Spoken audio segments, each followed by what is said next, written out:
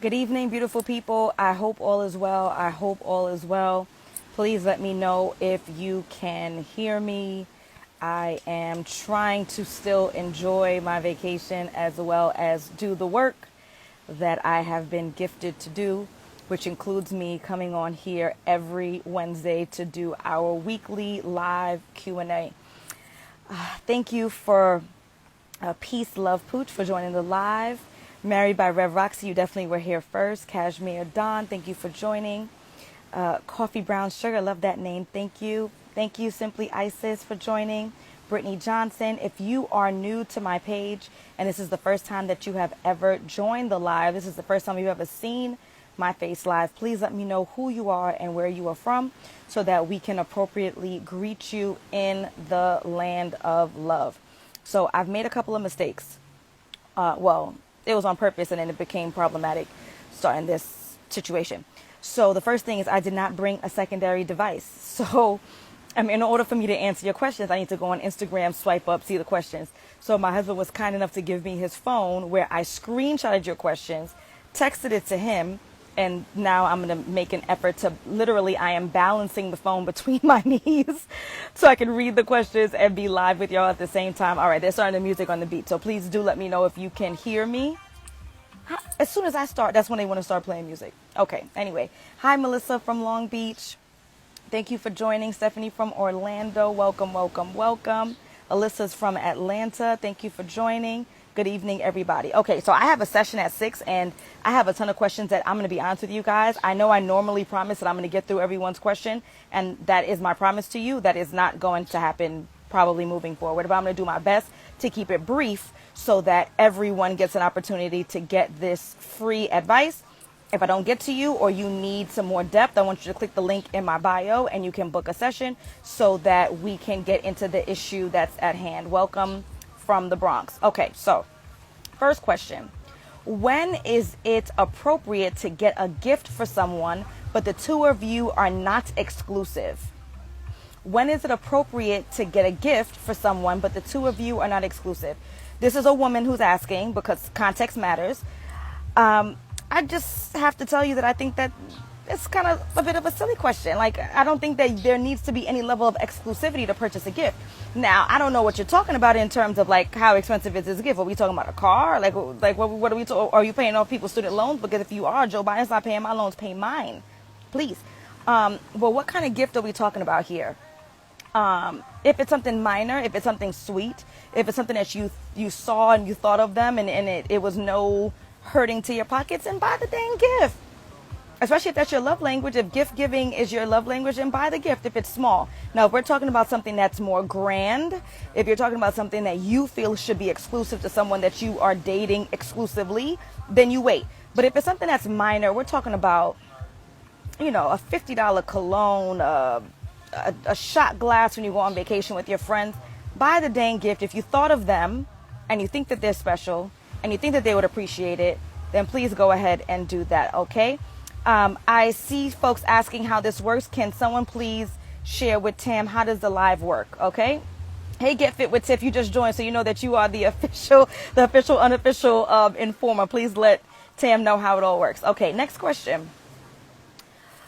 Okay, this is a bit long. Watched your free video sometime in February and got to know what I thought was I don't know what my special means. I'm not cool enough. Okay. I think she means like the person she was dating. Okay, so watched your free video sometime in February and got to know what I thought was my special person. Wasn't really my special person with the vetting process. I'm now in a relationship and I've been happier and felt more loved. Thanks to all that you do. You are impacting lives and I'm stuck on your page daily. Well, thank you very much. That was very sweet of you. So let me tell y'all something. I love y'all and I appreciate this. However, this is what I need from you. If you have received advice from me, which has been beneficial to your life, I'm going to need you to send it to me in a DM. I'm going to need you to help me help my business so I can screenshot it and repost it. So thank you for the kudos. But if I have done anything that has helped you in any regard for the paid or for the free, I'm going to need a little bit more of a formal testimonial. Okay? Thank you, boo. Next question. Single mom to 10-month-old. Single mom to 10-month-old. How do I tailor dating and find a suitable partner as a mom of a young kid? Single mom to 10-month-old. How do I tailor dating and find a suitable partner as a mom of a young kid? Okay. So, mom, you may not like my answer. My answer is going to be that I would not start dating yet. I just wouldn't. If I had a 10-month-old child, then I would hold off. And the reason why I say hold off is not because, I don't know your capacity to date. I don't know how much support you have. I don't know what your life is like, right? But I can only imagine that a 10-month-old is practically a newborn, right? I'm no OBGYN, but that's practically, like, I cannot imagine, even with all the supports in the world, what I've heard from moms is that there's no support that is good enough. You're still tired, you're still overwhelmed. If you're breastfeeding, forget it, right? So I would imagine that your life is a bit hectic right now. And so anyone who is living an extremely hectic life, which we're going to get to another question about people living hectic lives, anyone who's living a hectic life should hold off until there's stability in their life. That includes financial stability. That includes your home situation where you live is stable. Like, I don't believe that you should be making an effort to introduce anyone into a life that's not stable. If I'm building a home, right? And I'm not an architect, or I guess architects don't build homes. I don't know. People who build houses, right? If I'm building a home, if my foundation is not laid appropriately, I'm not then going to add the first floor and add the second floor. Why? So it could all fall over. And then who's at fault? Who's to blame for that, right? Me. I'm going to make sure that my foundation is set. So to answer your question, as a single mom to a 10-month-old, I wouldn't be tailoring dating to find a suitable partner because I wouldn't be dating. I would make sure that my life is stable first, whatever that stability might look like for you. I don't know if that means your child's 1.5 years. I don't know if that means your child is 2 years old. I don't know what that might look like for you, but I can only imagine, and I'm not a mom, I can only imagine that a 10-month-old and the life that a single mom is living with a 10-month-old is too unstable to try to introduce anyone else to it. And that's what partnership is about, right? Like the building of two lives together. Okay? So that's the answer on that. I have some folks who are relatively in agreement. You need stability first. I wouldn't be worried about dating with a newborn. Agreed. Okay. I'm glad we seem to be on the same page. Next question. We've been together for 2 months. And I want to live with him. How should I ask him? We've been together for 2 months. I want to live with him. How should I ask him? Why do you want to live with someone that you've only known for 2 months? Right? And this is some of the limitations of live Q&A. And I enjoy doing it. Like, clearly I'm on vacation. I'm still with y'all. But context, right? Like, why? Why can't daily conversations like most adults are able to do be enough? Why can't going out on a date on a Friday, every Saturday be enough? Why can't sleeping over be enough? Should you ask him? No, because I don't understand why you desire this in the first place. So don't ask him. Stay your ass in your house. That's where you belong. I don't know if you're living in a bad situation and that's why you want to move in, but that's a terrible reason to move in. If you're moving in because your situation sucks, then what you need to do is work on your situation so it no longer sucks and not use someone. And again, I'm just throwing out scenarios. I'm not saying this is you in your life, but not use someone because their situation is more comfortable than yours. That sucks. You don't know him. Please. Okay? You don't fully know him just yet. And Aaliyah, I would even say, you really probably will never fully know anyone, but come on, this is ridiculous. 2 months? Why? Why can't you spend the weekend? Spend the weekend, please. Aaliyah says, baby, please don't. 2 months is way too soon. Tiff says, I have too many questions. Millionaire Cher says she wants to be in his skinny. Maybe you just want to be close to him. Sleep over on the weekends. Like, this is too much and it's too fast. Oh, Miss Brown Sugar says, has he brought it up? So So has he even invited you? Is there even a desire there? Yeah, yes, Nancy, there are many too unknown. So the quick and fast answer is you should not ask him, because I feel like 2 months is too soon to be moving into somebody's space. And I think that Brown Sugar has an excellent point to say, has he even brought it up to you? Has he positioned it to you? If he hasn't even suggested it, then I would imagine that he doesn't have a desire for you to move in, especially so quickly. Okay? So this person asked 2 questions, the next person. And you know me, I got a 1-question rule because I can hardly get through the questions I got. However, I need to read both because the 2 questions together give context. Okay? Okay, so I'm breaking my own rules for today. Do I continue a relationship with a financially unstable man? Do I continue a relationship with a financially unstable man? Her next question was, allowing a man to move in after 4 months of dating bad? Question mark. So again, we're breaking the rules because this helps with context. Do I continue a relationship with a financially unstable man was her first question. And then she moved on to say, allowing a man to move in after 4 months of dating bad, is it a bad thing? Okay. So Allison, I just told 2 women. I told one woman that I don't believe that she should be dating just yet as a mom of a 10-month-old. I just said that because her life needs stability. So I told that woman that she needs to be accountable for a stable life, right? I then also said to the second woman who's looking to move in with some guy after 2 months, is it because you're looking for stability? Because if that's the case, then that's inappropriate. So I just held 2 women accountable. Before anybody come for me, I just held 2 women accountable to say that you need to be stable in your life. I'm going to say the same thing about this man. I, at 37, man, I'm a year and a half ahead. At 35 plus, about to be 36 in a couple months, I am not going to involve myself in a relationship with anyone who is seemingly unstable in any form or facet. I'm not, right? Now, if this was 27-year-old Allison, and I don't know the age of this woman, 27-year-old Allison was a little bit more flexible because 27-year-old Allison was still overdrafting. 27-year-old Allison was barely paying the rent and my student loan and my car note, right? I think I paid off my first car when I was like 27. So 27-year-old Allison, I'm unstable, you unstable, we unstable together, right? 35-year-old Allison, I believe that people who are unstable, just like I told the mom of 10 months, just like I told the other young lady who wanted to move in, and we're surmising that maybe because her living situation ain't right, I told them they need to get stable. This man needs to get stable too. So absolutely no.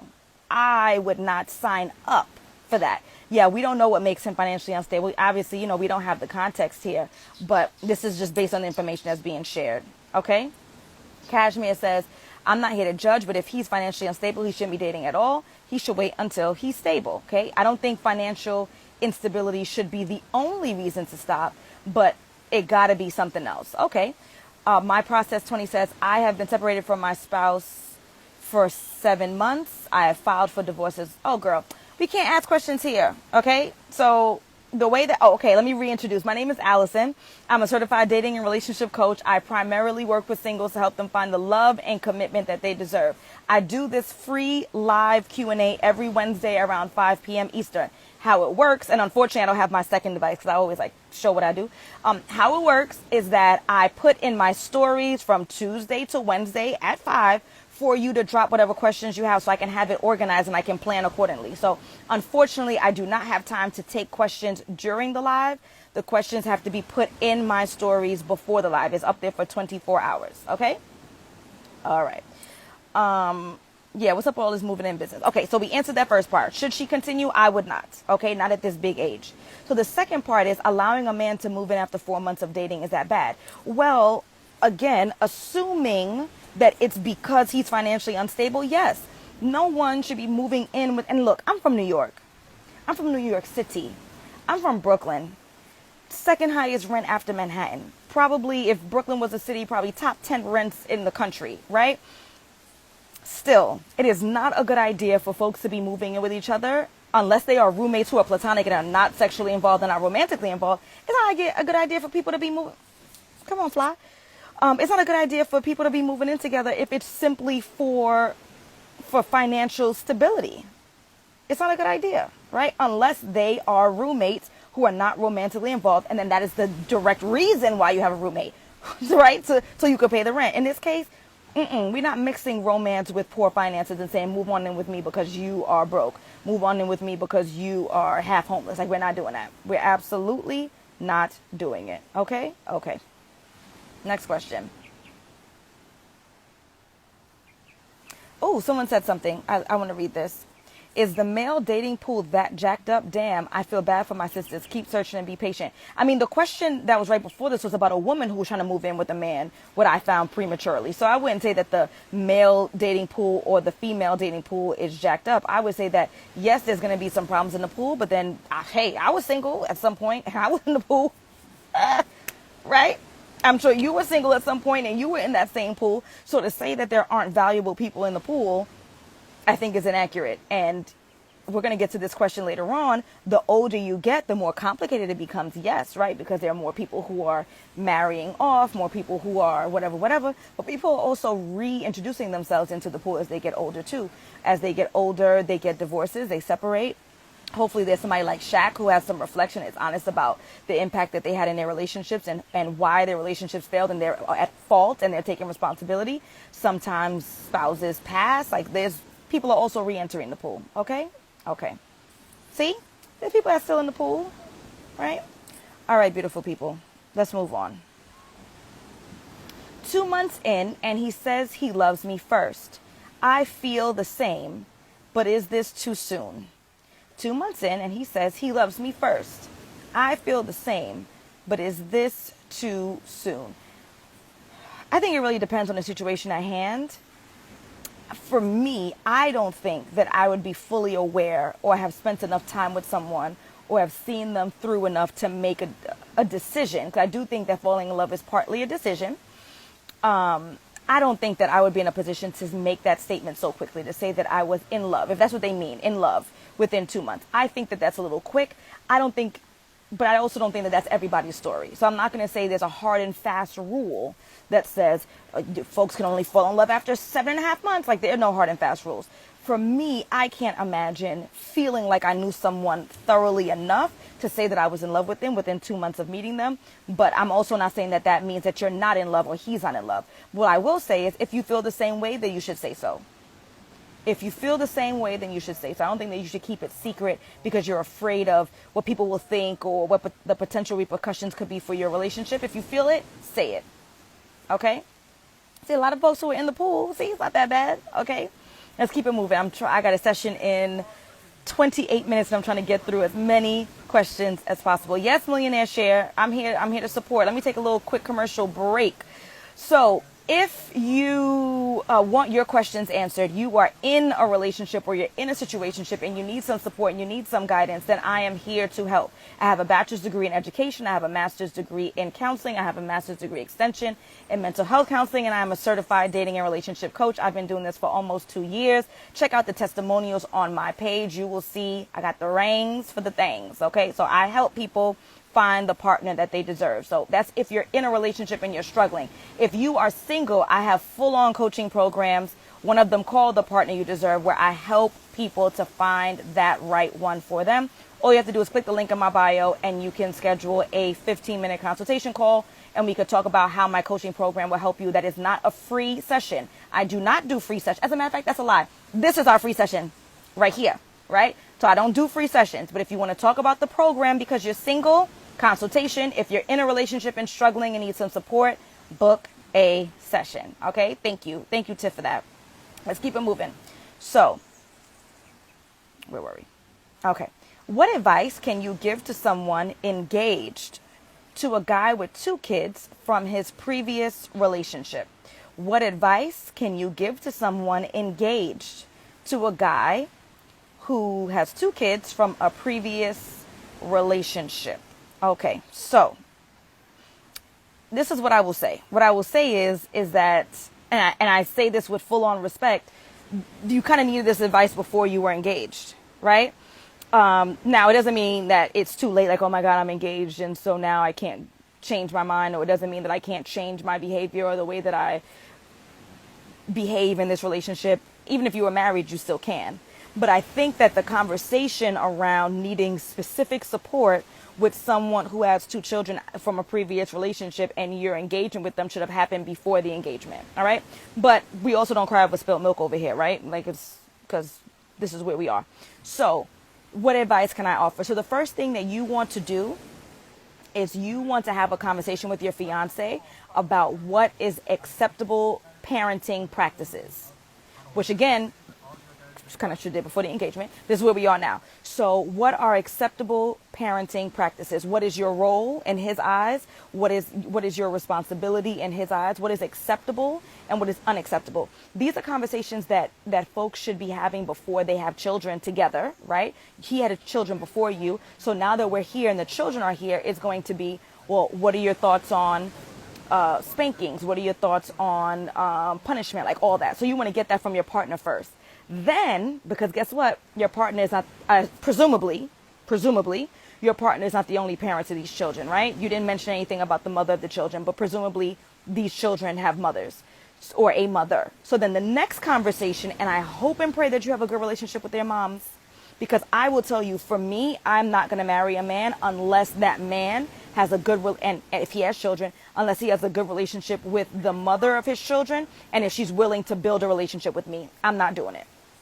There's enough strife in the world, and I don't need no beef with nobody's mother. Okay? All right. So this is when we gotta remove people from lives when they're rude. Okay? Thank you. So I say all that to say that after you've clarified with your partner as to what his expectations are of you as a bonus mom, you now need to have that conversation with their mother. What boundaries does the mother have? Is she for or against any kind of spanking or physical whatever? Are you for and against it? I don't know. I'm just talking, right? In terms of punishment, in terms of tone, like where does she see that you fit in this as a potential bonus mom? I'm going to get clarity. Like, to me, that's the number one thing. It's my role and responsibility according to my partner and the mother of his children. That's number one. Most important piece of advice. Then number 2 is to try to build the best relationship you can with these children, because these children are going to be a priority in your fiance, future husband's life, which means that they're going to be a priority in your life, right? Even if they don't primarily live with him, they're going to be there on weekends. If the two of you have children, you don't want them to feel left out. You don't want their story to be in therapy when they're 30 years old about their wicked stepmother. So step 1, get super clear on what the boundaries are from your partner and their mother. Step 2 is going to be, and the perfect person just entered the room. Step 2 is going to be to build the best relationship that you can. Now, Randy Rosario, she is in the building. She just came in. She wrote a book about co-parenting. So Randy, if you could go ahead and I don't know if you could put your @ or something clickable. I don't know if the comments allow that. But for those who are struggling in the co-parenting space, Randy, if you could go ahead and give us something that we can use as a resource, because the question I just received was about co-parenting. In my opinion, that's how I took it. Then I think that folks need as many resources as possible. Okay. But as I said, I am not a parent.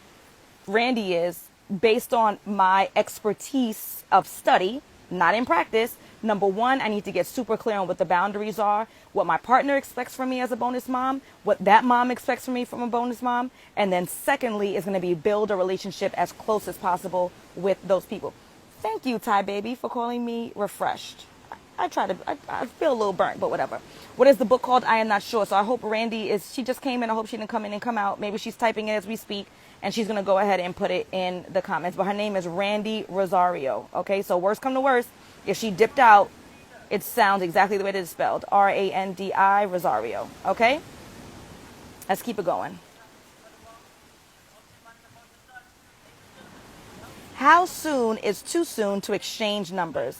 I noticed that on the dating apps, most want to exchange quickly.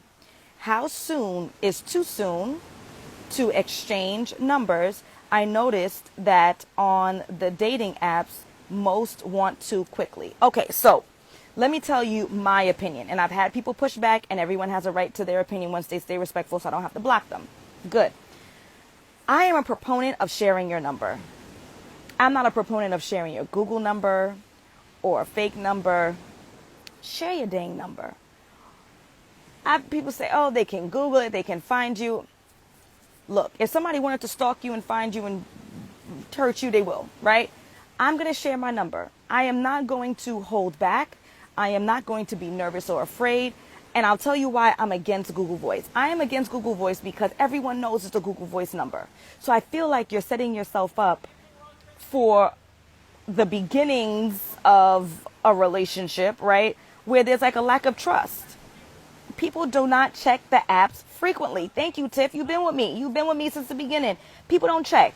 So what you feel is ghosted is just somebody who didn't check the apps in a week.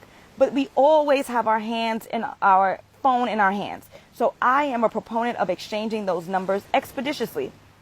Now, whether or not you decide to go out very quickly would be your choice, right? If you feel safe, if you feel comfortable, if you don't want to physically go out and meet somebody in person yet, I get that. But exchange the damn number, get to know people, because folks don't be checking the apps like that. And then now you're going to think that you're ghosted, or you're going to think the conversation's gone dry. It's gone dry because the platform that you've chosen is not a platform that people tend to check frequently. Exchange the numbers. And I would agree that I do find in my practice that gentlemen tend to ask for numbers quickly, and I support it.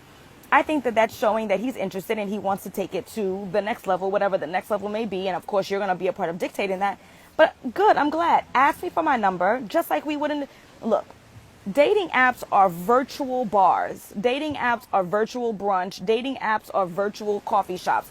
Like, it's just an opportunity for you to make the connection. After you've made the connection on the dating app, the expectation is that you take that conversation, or you take that connection, and then you bring it into real life when you feel safe enough to do so. Dating apps are not that complicated. We make it seem like it's a whole thing. It is a virtual bar. It's just a place where people meet initially. You take that initial meeting like you would have if you met in a public space for 15 minutes and had a quick convo.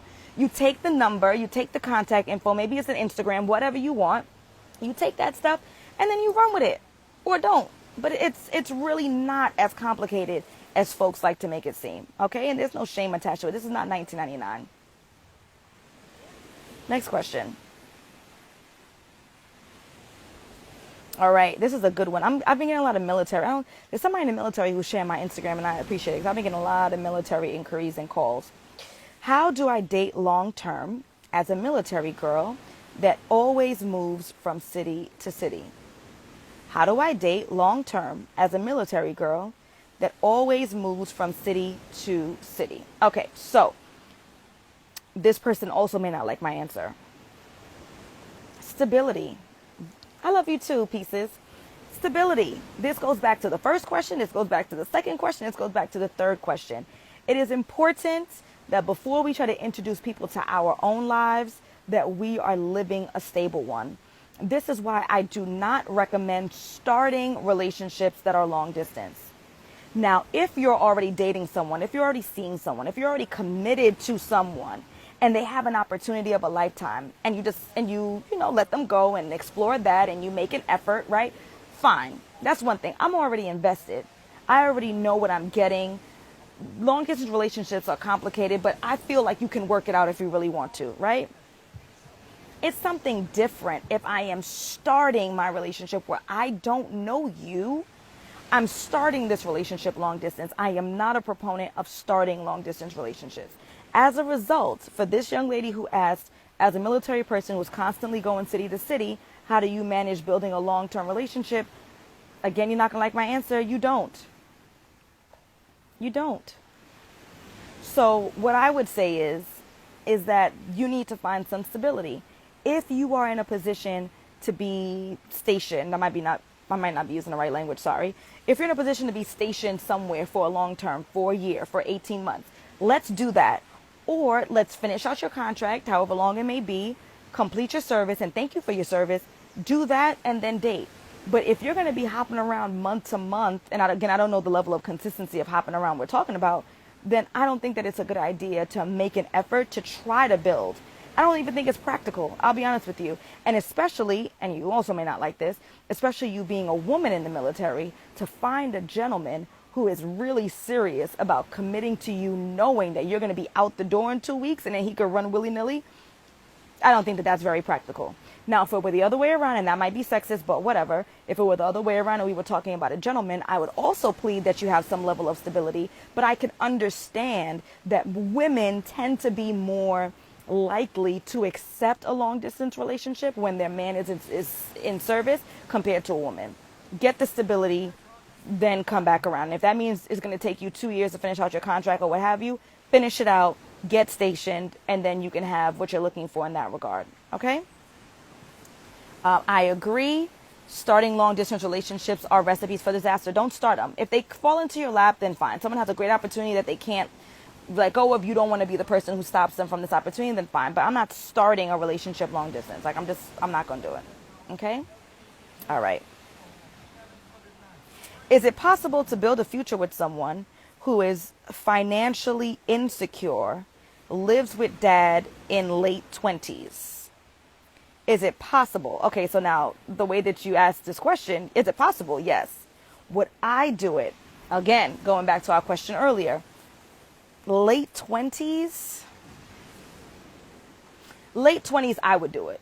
That may be a grave mistake, but in late 20s, I would do it. I would date someone who was, and again, all right, I'm in New York City. I'm in Brooklyn. Living at home with your parents in Brooklyn is not the same thing as living at home with your parents in Tallahassee, right? So I may be biased because I have a New York City bias of I'm doing good and I'm not doing good in New York, right? Like, you could do good and still not do good. So for me, in my 20s, in my late 20s, I would date a gentleman who wasn't financially secure. I'm no longer in my 20s. Okay. The question was, is it possible to build a future with someone who is financially insecure, lives with dad in late 20s? For me, I would. Late 20s, not the end of the world. When I was in my late 20s. For me, now, mid 30s, I would not. Okay? And I think that, again, age makes the difference. Okay? Good As Bell says, facts. Let's see, we have some other people who are commenting, waiting on you. Nope. All right, I'm moving on because I got 14 minutes into my session. Okay. Whew. This is a heavy one. I saw this one that came in and I haven't formulated an opinion yet. Can you make your way back from infidelity? You are the cheater. Sorry, y'all, I'm on the beach and stuff is biting me. Can you make your way back from infidelity? You are the cheater. Yes.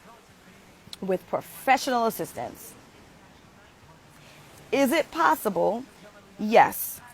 Both parties want to work it out? Yes.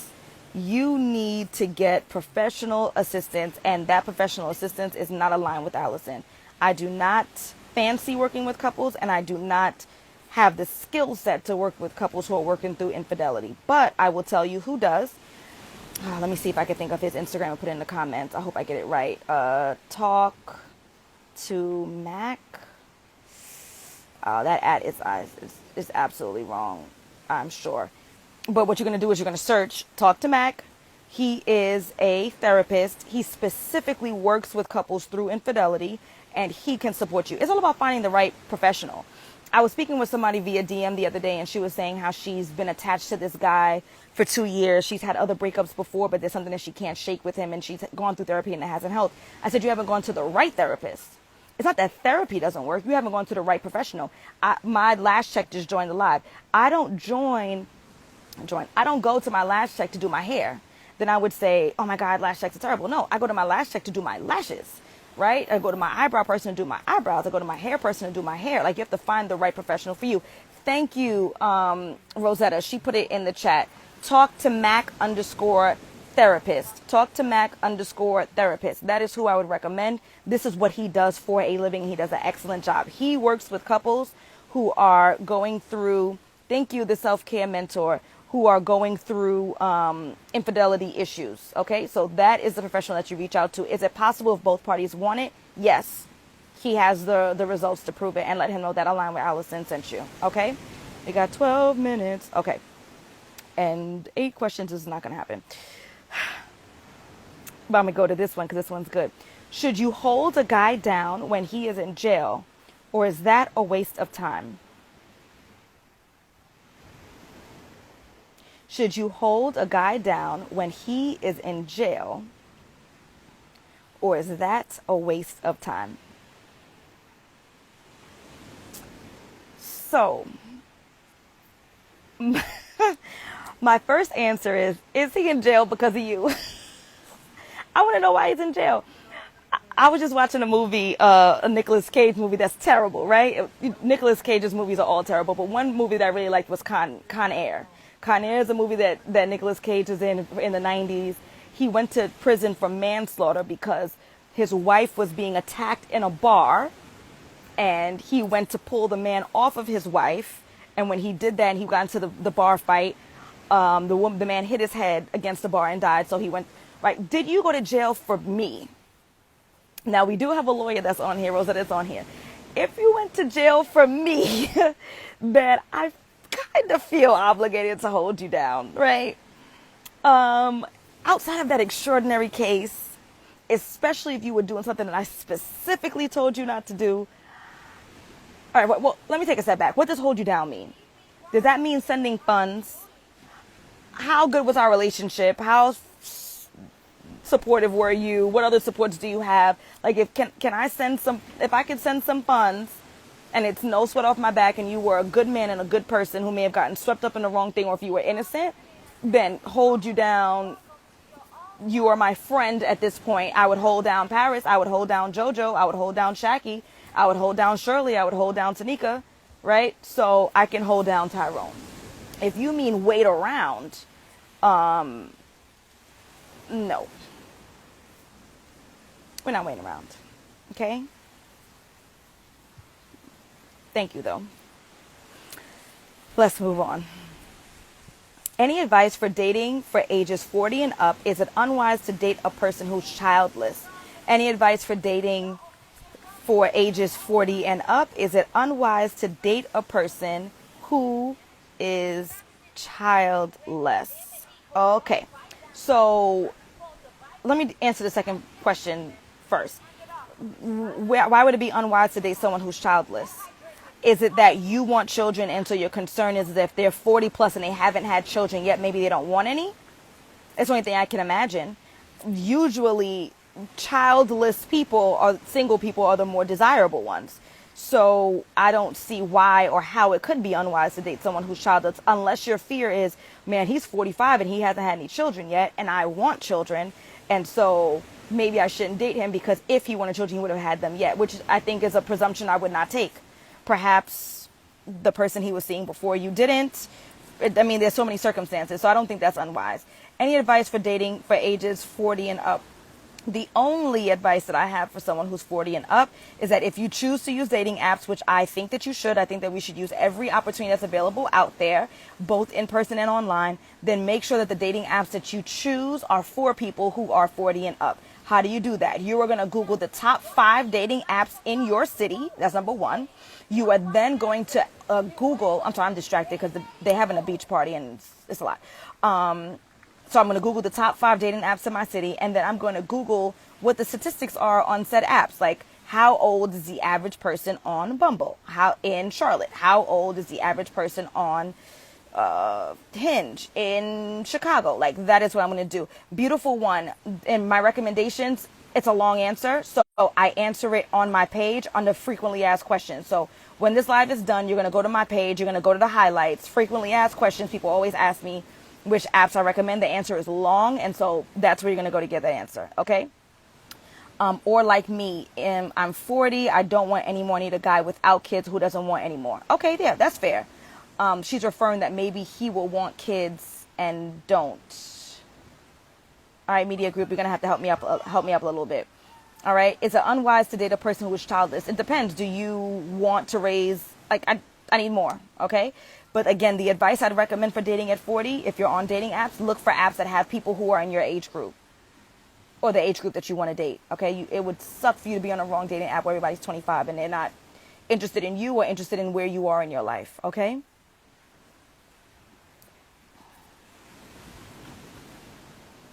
He's been in the country 2 years, ambitious, but currently earns much less than you. He's been in the country 2 years, ambitious, but earns much less than you. Then it's a thumbs up or a thumbs down, yay or nay. He's been in the country for 2 years. Presumably you've been in the country for 30. You should be earning more than him. He's ambitious. He will eventually earn more. I would give him a chance. Fast answer. He's been in the country for 2 years, ambitious, but currently earns much less than you. He's been in here for 2. You've been in here for 30. Let the man catch up. He's ambitious. It'll be fine. He earns less than you. He will probably out-earn you sooner rather than later. I would not be concerned about that too much. I honestly wouldn't be concerned if he earned much than you for the rest of your life. Right? Now, much less, I don't know how much less is, but I do not believe that a man needs to out-earn his woman in order for the relationship to be successful. I just don't believe it. Okay? Someone asked the same question about what's a good app for single moms. Go ahead and check out my highlights. You're going to go to frequently asked questions, and I answer that question about apps and how to choose them. Okay? How do you tastefully slide into a man's DM to let him know you're interested, kind of nervous? How do you tastefully slide into a man's DM to let him know you are interested, kind of nervous? By sliding into the DM, you've already insinuated that you're interested. Women don't just DM men, especially single women don't DM single men just to say hello and your tie look nice, right?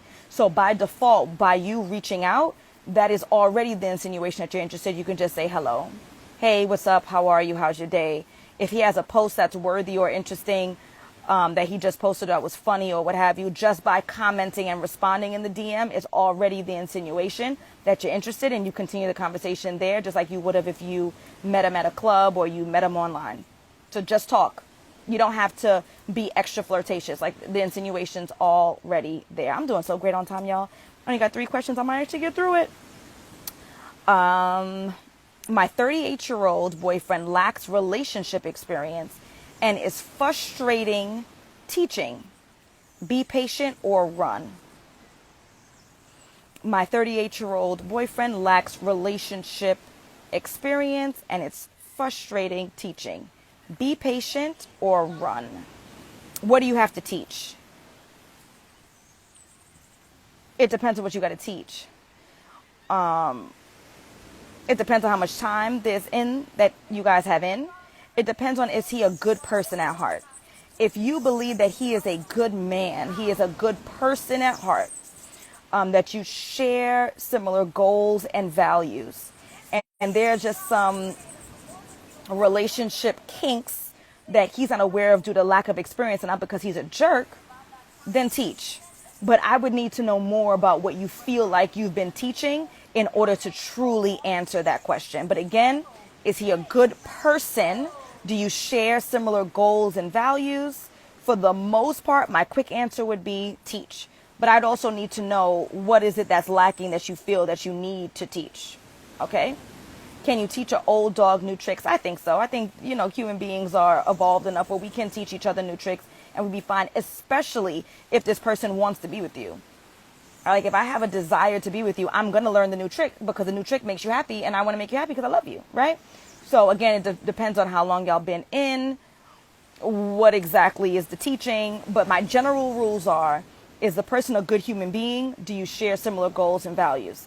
If those things are checked off, then I would make the effort to make things work. Relatively speaking, we don't have enough context, okay? All right, I have 3 minutes and I think I have 1 question left, which is amazing. I'm so impressed with myself that I got through all of these. Why are some men so timid, nonchalant, or lacking affection? Is it daddy issues or is he shy? I don't know. I don't know these some men. So my impression is that if there's a gentleman that you've met that you're romantically interested in and he is behaving nonchalant, it's because he's nonchalant about you. He just may not be interested in you in the same way or in the same level that you're interested in him. My impression is that if there's a gentleman who's interested in you romantically, he will not behave in a nonchalant way. Excuse me. Or if you are interested in the man, he's interested in you, and he is emotionally prepared to be invested, then he wouldn't be behaving in a nonchalant way. So my impression would be that perhaps the gentlemen that you're meeting are just not interested in you in the same level or prepared to invest in you in the same level that you're prepared to potentially invest in them. That's what the case may be. To put it bluntly, they may just not like you. which guess what? That is okay. Like we really as ladies have to be okay with not being everyone's cup of tea. I am not everybody's cup of tea. Not. And it is okay. Like I am a cup of tea for who I need to be, for my friends, for my family, for my husband. So they just might not be into you, which is okay. Because guess what? Women, we reject men 24/7. If you are from New York City and have walked to any train, have been on any dollar van, sit at any bus, man, in my teens and 24 hours driving, I rejected at least, I'm not even trying to be cocky, at least a dozen men a day. We reject people willy-nilly. So guess what? Sometimes we get semi-rejected. Maybe they just not, giving it to us straight, which is okay. But if a guy's into you, he's going to be into you. All right, beautiful people, I have 1 minute and I'm going to go inside for my session so that I have full quiet because people paid their money and I want to give them the attention that they deserve. Not that y'all don't deserve attention, but I want to soak in some extra sun. Love y'all. I will see you next week, every Wednesday, live Q&A. You can text the word align to 888. So let me put it in the comments. 900-5447. Text the word align if you want to get alerts of when I go live and when I have free resources and discounts off of my stuff. Love y'all. Have a good day. Bye.